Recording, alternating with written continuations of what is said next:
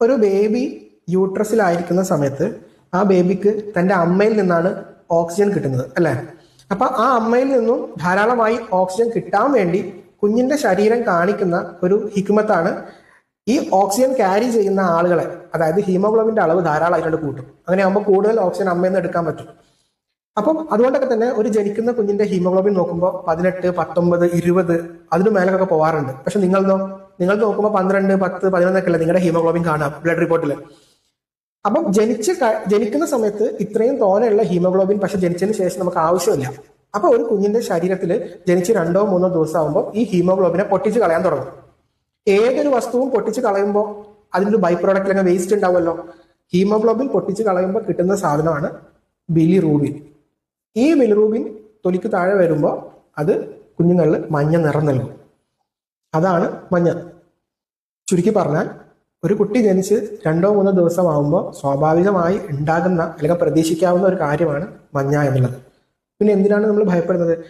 അതായത് ഇങ്ങനെ ഉണ്ടാകുന്ന ഈ ബൈ പ്രോഡക്റ്റ്, ഈ വേസ്റ്റ്, ഈ ബിലിറൂബിന്റെ അളവ് ഒരു പരിധിയിൽ കൂടുതൽ കഴിഞ്ഞു കഴിഞ്ഞാൽ അത് കുഞ്ഞിന്റെ തലച്ചോറിലെത്തും. അങ്ങനെ എത്തുന്ന ബിലിറൂബിൻ കുഞ്ഞിന്റെ തലച്ചോറിലെ കോശങ്ങളെ നശിപ്പിക്കാനുള്ള ഒരു പ്രോപ്പർട്ടി ഉണ്ട്. അതുവഴി കുഞ്ഞ് കാലാകാലം വൈകല്യമുള്ള കുഞ്ഞാകാൻ സാധ്യതയുണ്ട്. അപ്പൊ ആ കൂടിയ ബിലിറൂബിനെയാണ് നമ്മൾ ചികിത്സിക്കുന്നത്. അത് ചികിത്സിക്കാനുള്ള വഴിയാണ് ലൈറ്റ് കൊടുക്കുക. ലൈറ്റ് കൊടുക്കുമ്പോൾ എന്താ സംഭവിക്കും? ഈ ബിലിറൂബിൻ മറ്റൊരു രൂപത്തിലോട്ട് രൂപമാറ്റം സംഭവിക്കും ഈ ലൈറ്റിന്റെ സാന്നിധ്യത്തിൽ. ആ രൂപമാറ്റം വന്ന ബിലിറൂബിന് ഒരു പ്രത്യേകതയുണ്ട്. എന്താണ്? മുമ്പുണ്ടായ ബിലിറൂബിൻ വെള്ളത്തിൽ അലിയാത്തത് കൊണ്ട് തന്നെ കുഞ്ഞിന്റെ മൂത്രത്തിലൂടെ പോവില്ല. പക്ഷെ ലൈറ്റ് തട്ടുമ്പോൾ ഈ ബിലിറൂബിനും വരുന്ന മാറ്റം കാരണം ഈ ബിലിറൂബിൻ വെള്ളത്തിൽ അലിയാനുള്ളൊരു സാധ്യത ഉണ്ടാവും. ആ വെള്ളത്തിൽ ഏത് സാധനം അലിഞ്ഞാലും അത് മൂത്രം വഴി പുറത്തു പോയിക്കോളും. അങ്ങനെയാണ് നമ്മൾ ലൈറ്റ് കൊടുക്കുമ്പോൾ ഒരു കുട്ടിയുടെ മഞ്ഞ കുറയുന്നത്. ഇപ്പൊ മനസ്സിലായല്ലോ? നിങ്ങളെ കുട്ടിയുടെ കണ്ണിലൊക്കെ കുറെ കാലം കുറച്ച് മഞ്ഞ ഉണ്ടാവുക എന്ന് പറയുന്നത് സ്വാഭാവികമാണ്. നിങ്ങൾ നോക്കേണ്ടത് എന്താണ്? തലച്ചോറിനെ ബാധിക്കുന്ന രീതിയിൽ കൂടിയ അളവിൽ മഞ്ഞ വന്നിട്ടുണ്ടോ എന്ന് ഒരു ഡോക്ടറെ പരിശോധിച്ച് ഉറപ്പുവരുത്തുക.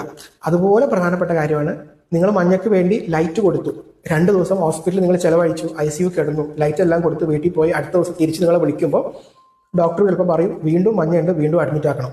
അത് കേട്ടാൽ പോരെ, പല പേഷ്യന്റ് പാർട്ടീസിലും ഇറിറ്റേറ്റ് ആവും, ദേഷ്യം വരും. 2 ദിവസം മുമ്പ് മഞ്ഞക്ക് ചികിത്സിച്ച് പോയ കുട്ടിക്ക് വീണ്ടും മഞ്ഞയോ എന്നൊരു ചോദ്യം വരും. വീണ്ടും മഞ്ഞ വരാം. എന്താ? കുഞ്ഞിന്റെ ശരീരത്തിൽ ഈ ഹീമോഗ്ലോബിൻ എന്ന് പറയുന്നത് ഇങ്ങനെ പൊട്ടിക്കൊണ്ടിരിക്കുകയാണ്. അത് നോർമൽ ലെവലിലോട്ട് എത്തുന്നവരെ പൊട്ടിക്കൊണ്ടിരിക്കും, വേസ്റ്റ് വന്നുകൊണ്ടിരിക്കും. അപ്പൊ അത് വീണ്ടും നിങ്ങൾ ചികിത്സിച്ചാലും 2 ദിവസം കഴിഞ്ഞാൽ വീണ്ടും മഞ്ഞ വരാനുള്ള സാധ്യത ഉണ്ട്. അപ്പൊ അവിടെ ഡോക്ടർമാരെ കുറ്റം പറഞ്ഞിട്ട് കാര്യമില്ല, ഇതാണ് അതിന്റെ കാരണം. വ്യക്തമാണല്ലോ?